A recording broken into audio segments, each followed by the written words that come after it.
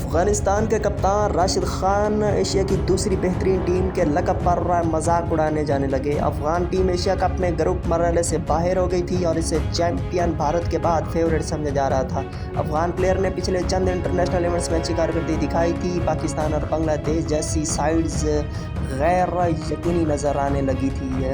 راشد کی ٹیم بنگلہ دیش سے سنسنی خیز میچ اور سری لنکا سے بڑی شکست کے بعد سپر 4 مرحلے تک نہیں پہنچ سکی۔ افغان ٹیم کے کپتان نے کہا ہے کہ ایک بات میڈیا میں بار بار چل رہی ہے کہ لوگ ہمیں ایشیا کی دوسری بہترین ٹیم کہتے ہیں۔ ہم نے کبھی یہ نہیں کہا، لیکن گزشتہ کچھ عرصے کے دوران ہم نے عمدہ کارکردگی دکھائی ہے۔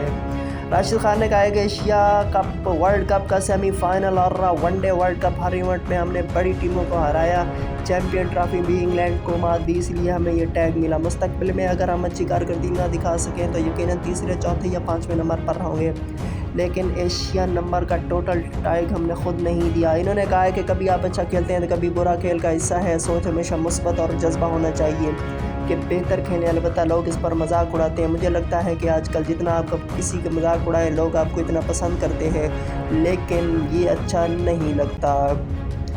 راشد خان کا مزید کہنا تھا کہ ایشیا کپ سے پہلے ہماری ٹیم نے زیادہ T20 میچز نہیں کھیلے، جس کی وجہ سے ہم آہنگی میں کمی رہی۔